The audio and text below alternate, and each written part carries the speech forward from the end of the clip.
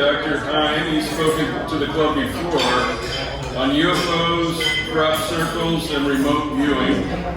And he's going to focus on his recent book, Dark Matter Monsters, Cryptids, Ball Lightning, and Science of Secret Life Forms. Dr. Hine holds a PhD in sociology with an emphasis on how humans interact with technology. So, what do you think about that, Jim? He started his own research and teaching company, the Mount Baldy Institute, in 1996 to give people the opportunity to learn resonant viewing, a type of intuitive training that taps into our creative unconscious intelligence. Dr. Hine studies crop circles and takes people on crop circle tours. He has written a number of books, including Open Minds, A Journey of Extraordinary Encounters, Crop Circles, and Resonance, Planetary Intelligence, 101 Easy Steps to Well-Being, Natural Insight, and Black Swan Ghosts. A sociologist encounters witnesses to explain aerial craft, their occupants, and other elements of the universe. Dr. Hine was recently featured on the History Channel in Search Of, Season 2, Episode 7, hosted by Zach Quintino, and the topic of UFOs, crop circles. And with that, I give you Dr. Hine. Absolutely. Did I use the mic there? Absolutely.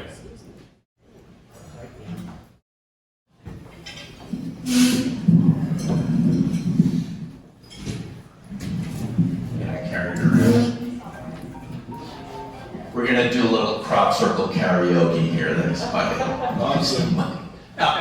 So I live in, thanks for having me here today. Thanks for the intro. I live in Boulder, Colorado. I'm out here visiting Mom in Westchester. And I know what you're all thinking. How did a nice Jewish boy from Westchester get involved with UFOs and Bigfoot? And I'm going to just tell you what happened.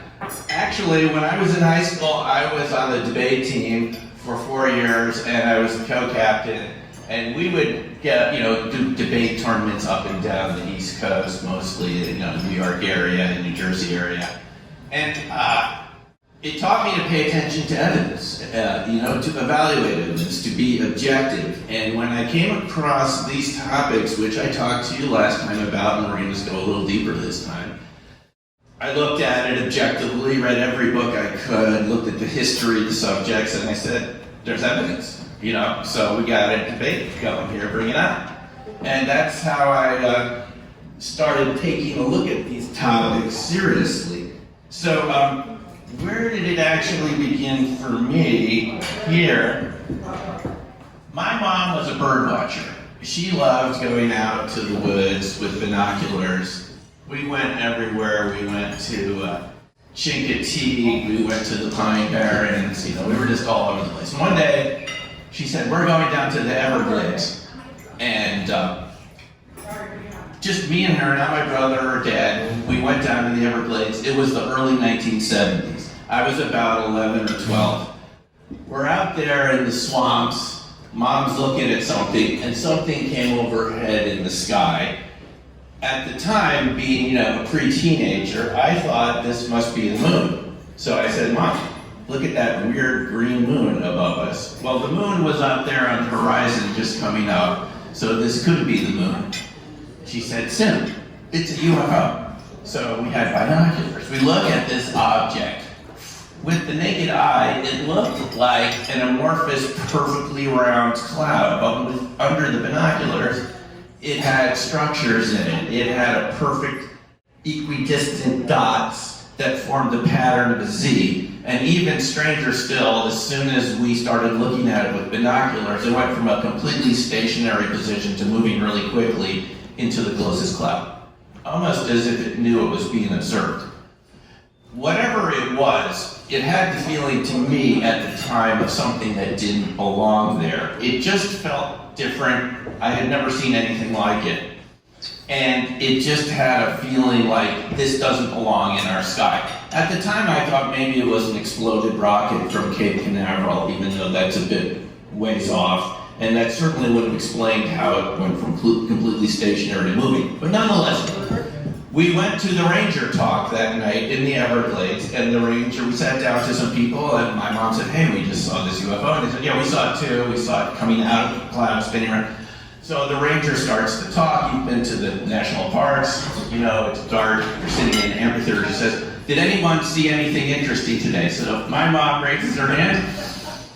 Yeah, we saw a UFO. And the ranger said, okay, did anyone else see anything interesting today? And by the way, there was a total blackout. The lights had gone off, and it made it even more suspicious to my mom.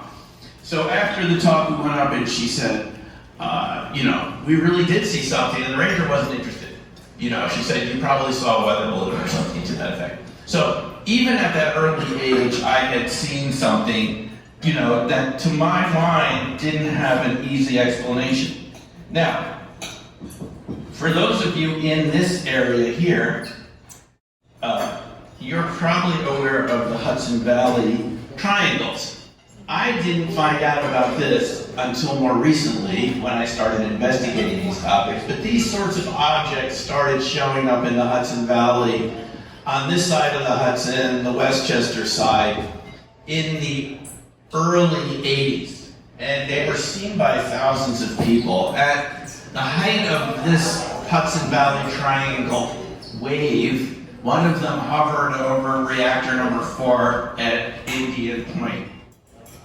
Reactor at the power plant there, not very far from here.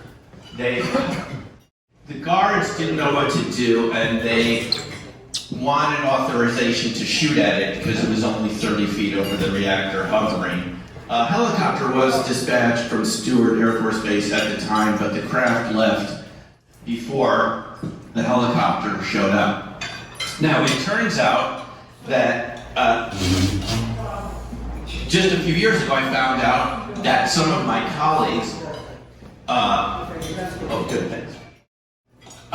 in high school, I found out from a friend, Dominic, that the wrestling team had seen one of these craft over Mamaroneck High School in the late 70s coming from a wrestling match. I had never heard about it because nobody ever talked about it because my high school, you know, friends said later on it was the scariest thing they'd ever seen and they never wanted to talk about it again.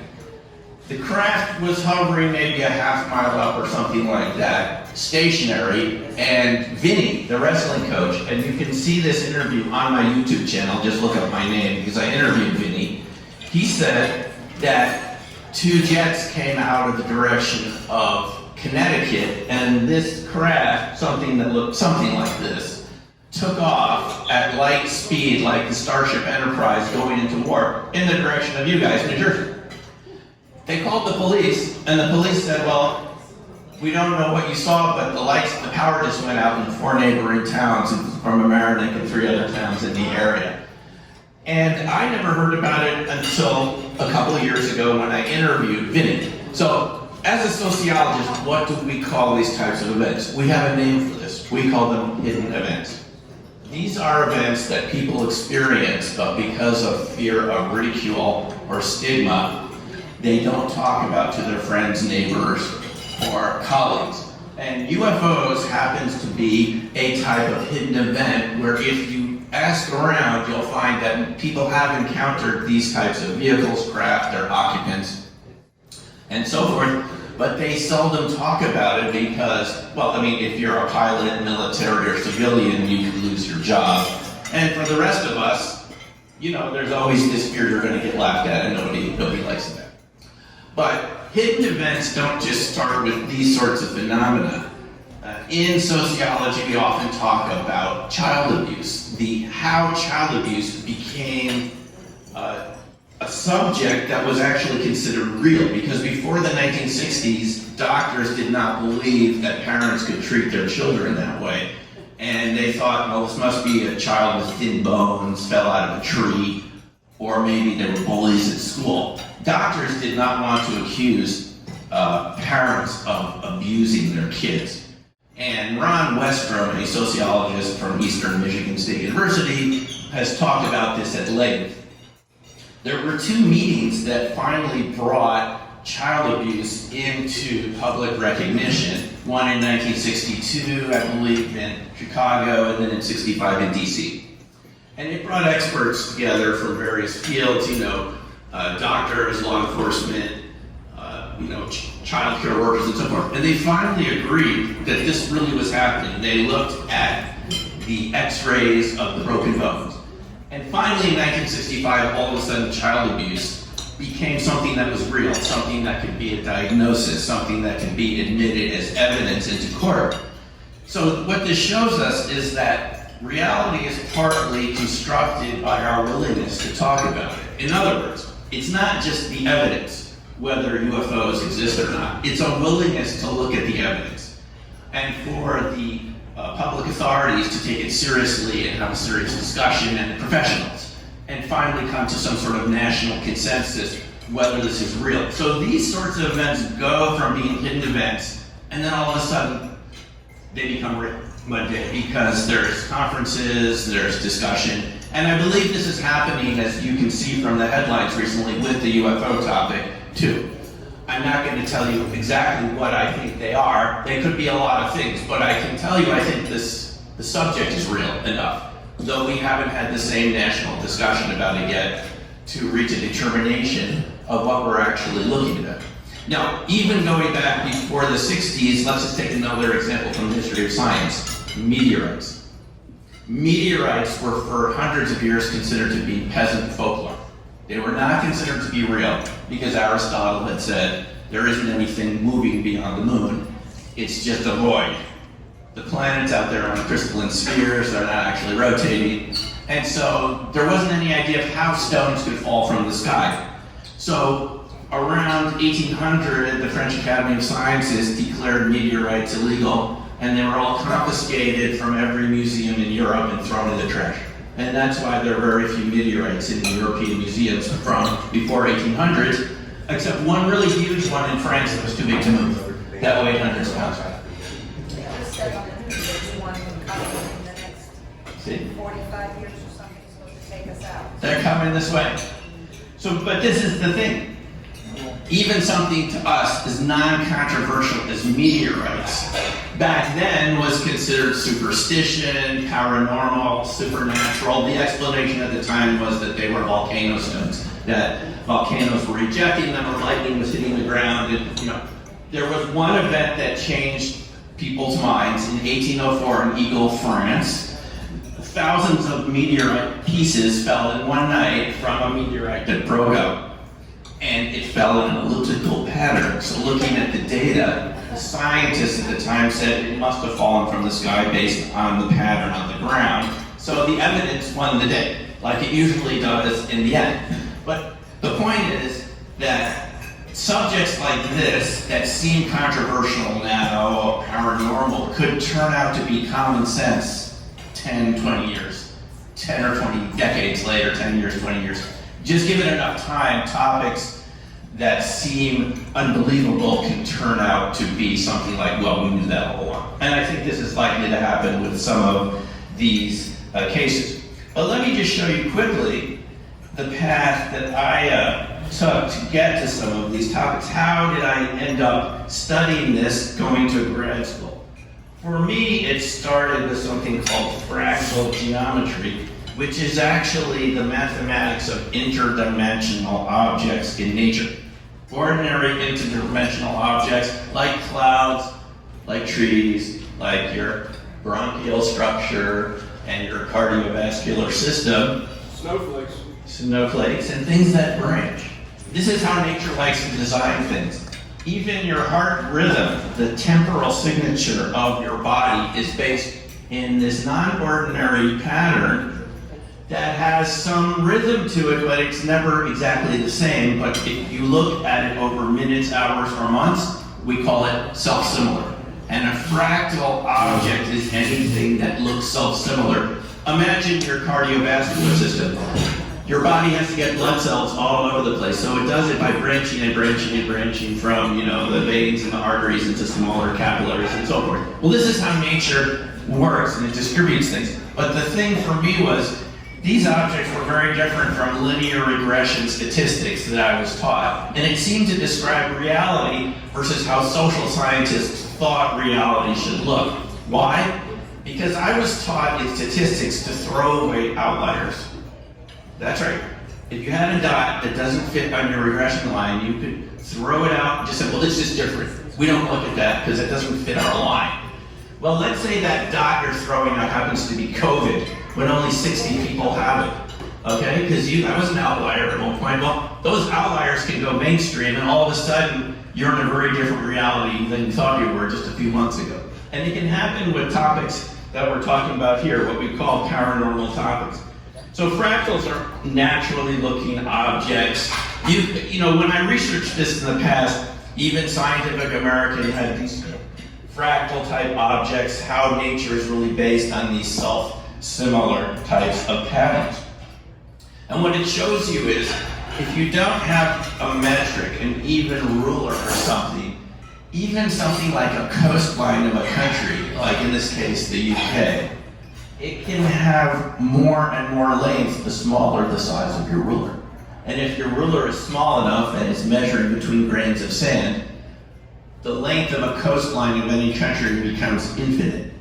And once things become infinite, it's like blowing your mind for any scientist, because infinities are not what scientists want to deal with. Just ask anyone who deals with measurement. You don't want to deal with infinities, but that's what fractals show us is really at the root of things, is shapes and patterns that are very hard to quantify. You can approximate them with linear methods that I learned in statistics and that I used to teach, but you may be distorting the way reality actually looks.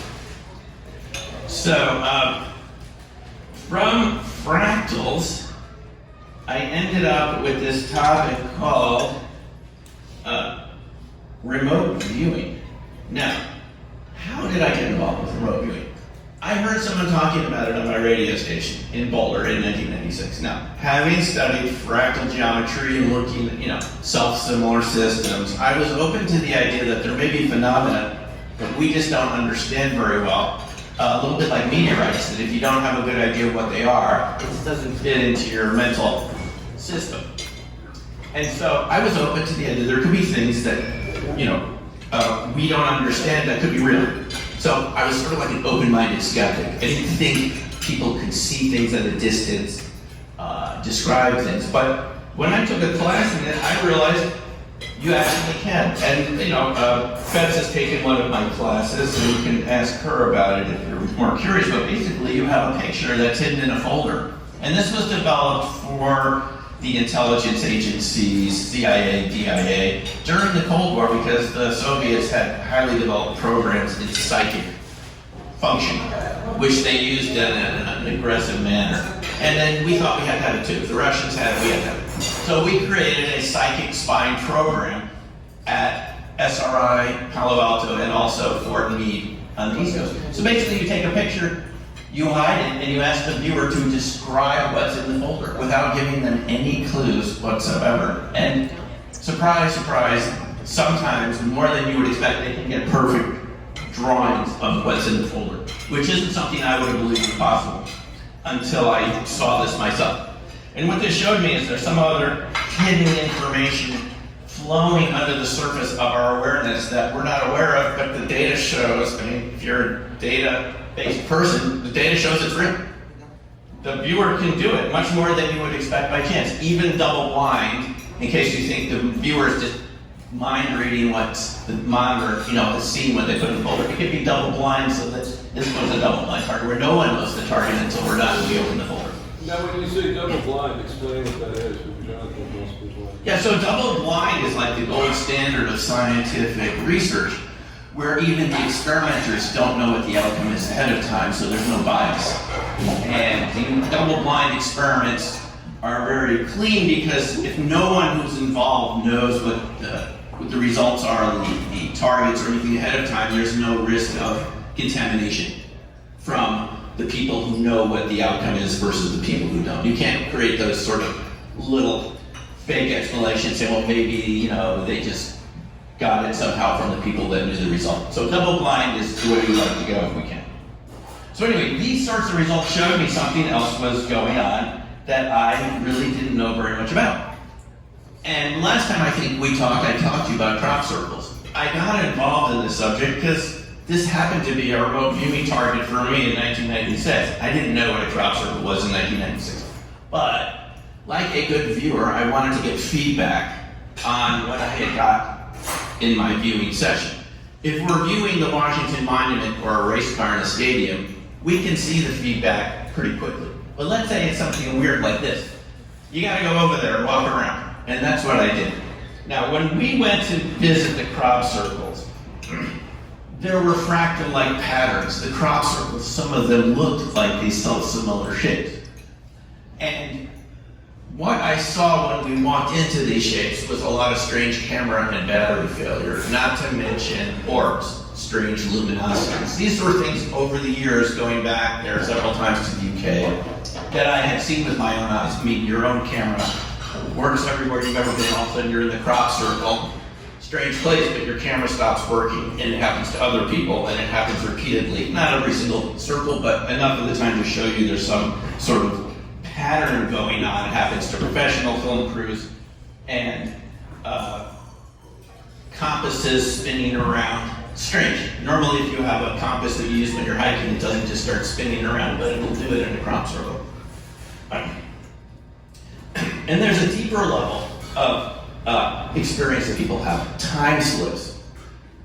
You may know someone who's experienced one of these. These are when you can't account for a certain passage of time, like where to you it seemed like a short amount of time or a long amount of time, but to other people around you it was totally different. Or you go to some place and see something that doesn't exist anymore. You go back another time and it's not there, but you were there, like a hotel or a restaurant, as I've happened to people that I know. I know someone that experienced a time slip in this particular crop circle in 1995 before I started going over, where he left and felt like he was gone for up to an hour. And when he got back, he encountered people speaking a very unintelligible type of English that would have been spoken 500 years ago. They were dressed in old garb, but when he got back to the group, they said he'd only been gone for 5 minutes. So time slips are another aspect of these phenomena. And this is an example of a crop circle we made. We started making them to see what was going on. We had permission to make a small one in Kansas. None of the photos came out right. Now this is a film camera from the old days, Nikon F3 camera.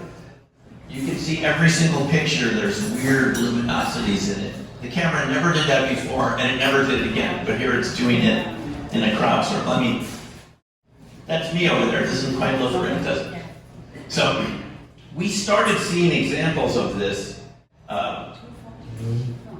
even when I interviewed human circle makers. We met people that made these. There isn't any doubt that humans make these big ones like this. They told me of encountering orbs that scared them out of the fields while they were making them. So these, to me, again, seem like hidden events, not something that you would normally talk about or would seem believable, and yet you have repeated witnesses over and over again. Battery failure, camera failure, this sort of thing. Even professional film crews told me that they had this happen to their cameras repeatedly. So what would it be from something inert like wheat? And I used to build kits as a kid. I mean, I used to save my paper with money and buy kits from Radio Shack and Heathkit and put them together. I never saw anything burn out or batteries die just from noise. Unless you would expect something like wheat to do that, but here we have it happening repeatedly. People who came on our tours experienced this and so forth.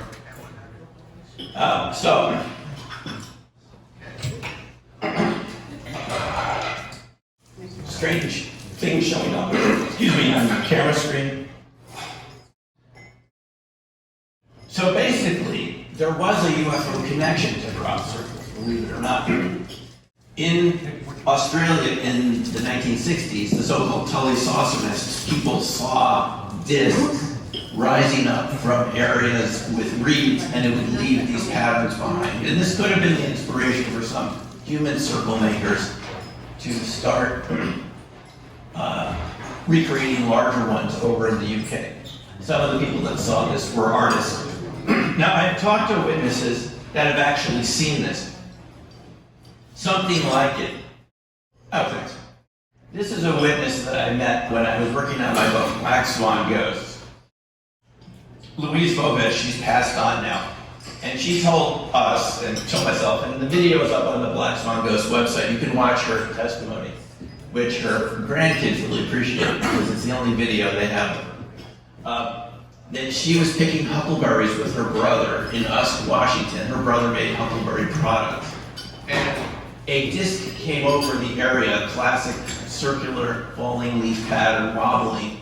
And she said as it left, it flattened all the plants in the meadow. And I asked her how flat. She said flat as a pancake, 90 degrees flat. It's like the propulsion system, whatever it was, flattened those crops. So there is some evidence for UFOs being associated with flattening plants. And Louise was a very good witness. It turns out the other people in the area called the sheriff. The military came up from Spokane, Washington, and completely closed the area off, which really ticked off Louise and her brother because they were picking huckleberries and they couldn't go back for a week, by which time the bears and the huckleberries were not as good. Huckleberries were not there. So, if it was just something ordinary, why would the military have closed the entire area and not even let them in for several days while they were taking measurements? I mean, what was that object that she saw? Now, if you've been following the news recently, y'all realize that your Congress people and senators are involved in looking at these types of UFO sightings. There's a new organization within the Pentagon called AARO. They don't call them UFOs anymore. First they were calling them UAPs, unidentified aerial phenomena, and now it's been relabeled all domain anomalies. All domain anomalies. I'm okay with UFOs, but I guess bureaucrats need to rename things to give themselves a reason. So the AARO, All Domain Anomaly Resolution Office, is looking into these types of sightings.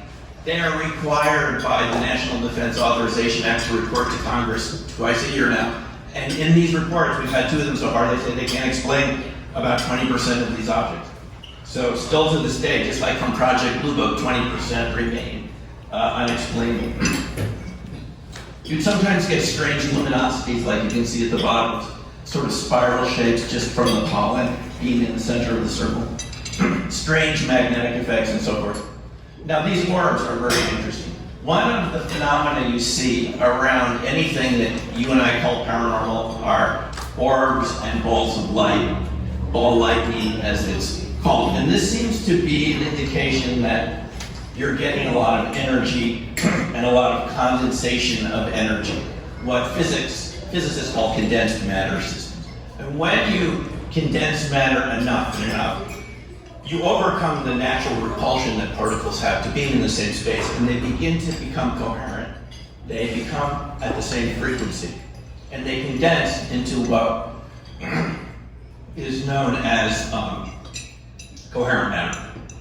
And coherent matter was actually seen in my town of Boulder, Colorado, in the 1995 or so, after Bose and Einstein, who worked at Princeton, by the way. Einstein was just down the road from here. The Bose-Einstein condensate was postulated in 1925, but it wasn't seen for 70 years. And what this shows us is that ideas can take quite a while to find evidence. And we all believe that something exists, there should be evidence, right? But it can take a while to find it. They discovered it in Boulder in 1995 at NIST, National Institute for Standards and Technology, but at absolute zero temperatures. The big discovery recently is you can create these condensates where all the particles, instead of being differentiated like we see around us, different colors, different temperatures, when they all are at the same frequency and temperature, they become like one big particle, like a Bose-Einstein condensate. And you can recreate this at room temperature. And the reason it matters is if you look at some of the patents recently from military contractors, they have been patenting coherent matter wave beam technologies, which creates, and what they boast in these patents is they can create room temperature coherent systems, which to us would look like paranormal phenomena. They would create cloaking, invisibility, teleportation, directed communications where you wouldn't see how the signal was getting from here to there. So at one level we call these things paranormal, but defense contractors just call it science. I think it's really all the same thing, different types of coherent matter. So where does it get interesting? It gets interesting when it leads to life forms that are based on coherent matter. These are two good books you can read. One, the most recent one by James Lukatsky from the Defense Intelligence Agency, goes out to a place called Skinwalker Ranch. You might have seen the show on TV. I've heard people who visited there 20 years talking about this. This is where you get all these phenomena in one place. You get the orbs, you get the UFOs, time slips, battery, and camera failure, as you can see on the show, Secret of Skinwalker Ranch. And you get cryptids. Life forms that we really don't understand very well, that may not look like any other animal or type of life you've ever seen, that Lukatsky reports about in Skinwalkers at the Pentagon. And again, this is where we get into the area of stigma, hidden events, ridicule, and so forth. Because when Lukatsky came back to DC, he said, you know, we went to the other intel agencies and they said, we don't want anything to do with this, it's too strange, it'll make us look weird, we won't get funding. But at the same time, you have someone like Lukatsky, a former missile signals analyst, MASINT as it's called. Someone who we rely on to defend us from adversaries to figure out how their missile systems work and the signals they give up. And he goes out and says, look, we're encountering werewolves out there. And a lot of people find it hard to swallow. But here's the real kicker. These creatures that they saw, and various DIA analysts went out there and reported various types of experiences. They had the same experiences when they went home back to suburban Maryland. What do you mean? Those creatures were back in their homes? They were back in their homes and even in their neighbors' homes, even though they hadn't told their neighbors or their kids what they had been doing, because this is a classified DIA research program. It was part of what's called OSAP. You might have heard about this on the news, OSAP, ATIP, since UFOs are in the news. It was a UFO study program that got interested in Skinwalker Ranch because of the what we call overlapping phenomenology of these subjects. But when they went home, they had the same sort of strange time-slip experiences, dogmen, as they're called, for lack of a better word, showing up in their backyards. Some of these people refused to be involved in this project. Even when they were out at Skinwalker Ranch, they insisted on having 24-hour guards outside their rooms. So, and these are battle-hardened people that work in the Defense Intelligence Agency who've seen combat. Okay, so I have UFO effects often similarity. Yes. Sorry, just a quick question. Yep. So, when they went home, is it that it's believed that it followed them home, or it already existed and now they know to recognize and identify it? Excellent question. We don't totally know the answer. Lukatsky calls it a hitchhiker effect, is that it could follow you home.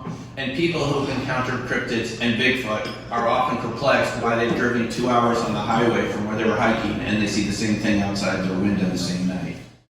Or is it, like more in my belief system, that these are parallel realities that you've now become accustomed to? You've been changed by the experience you had in that area, and now you're perceiving more of reality the way it really is. Those are two different ways to look at it. Yeah. I lean more towards the latter. Lukatsky sees it more like a medical contagion, like you've almost been infected with paranormality, and now you're spreading it to your family and their friends and so forth.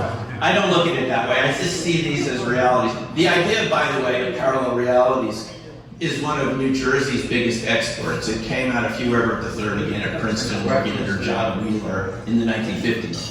This is where the many worlds idea came from, New Jersey. So I'm an adherent of the many worlds idea. It's been around since the 50s, and I think it might explain some of these phenomena. That, in other words, there can be realities around us that 99.9% of the time we don't interact with, but somehow there's bleed through. And this could explain why some of these phenomena happen to some people, then it's gone again. It's a big topic, but I think many worlds, again, right out of Princeton, explain some of this, and that's my view of it. Now, if you want to read more about this, Silent Invasion is a very good book by Stan Gordon about experiences right in Pennsylvania in the 70s.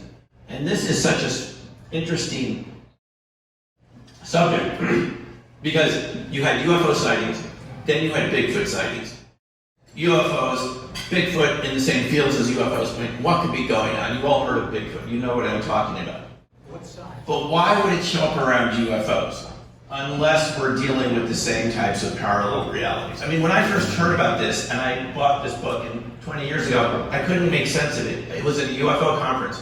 I mean, I was thinking like, can't you keep your Bigfoot out of my UFO conference? So, but if they're at the same frequency, if they're involved in coherent matter, it would sort of explain why they're showing up at the same time. So in any case, these phenomena overlap, and that's really the big mystery for us. To kind of sum it up, you've probably seen, or if you look into science, there's increasing interest in dark matter. Dark matter makes up 90% of the matter in the universe. It's not visible matter like this, it's invisible matter. And it wouldn't be surprising if there's so much invisible dark matter around, whether it's a parallel reality, whatever it turns out to be, that there's life forms associated with this type of matter, just like we're associated with visible matter, that there's other types of life associated with dark matter and technologies and so forth. And to sum it up, why we don't talk more about this again just goes back to the whole idea of hidden events. That people who experience phenomena that are associated with this type of dark matter universe, if that's what it turns out to be, there's just so much stigma and ridicule associated with it that it's underrepresented.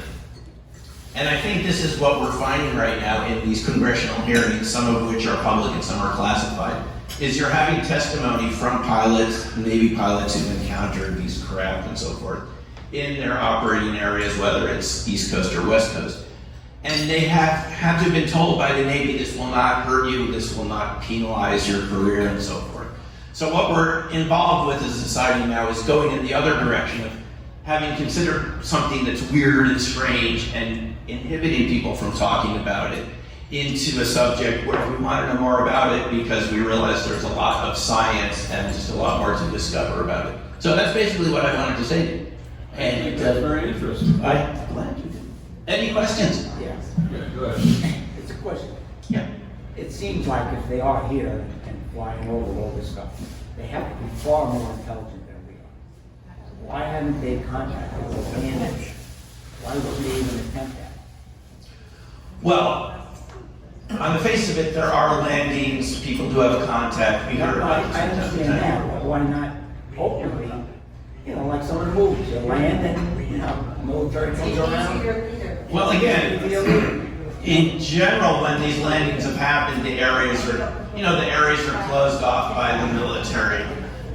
It probably, so let me give you two answers to that question. At one level, it could create a type of mass panic, which we saw in War of the Worlds, when that was just a fictional show and people panicked. And I believe that was said in New Jersey too, wasn't it, War of the Worlds? Yeah, it was, yeah. And the other thing, which is very interesting, I found out from this film, which I encourage you to watch, called A Flash of Beauty, Bigfoot Revealed, is that if you have an experience which is too outside what you consider to be normal reality, you won't even remember it. This is what psychiatrists tell us. The point I'm trying to make is that I understand, I believe that people experience something, and there is something out there, I do believe that.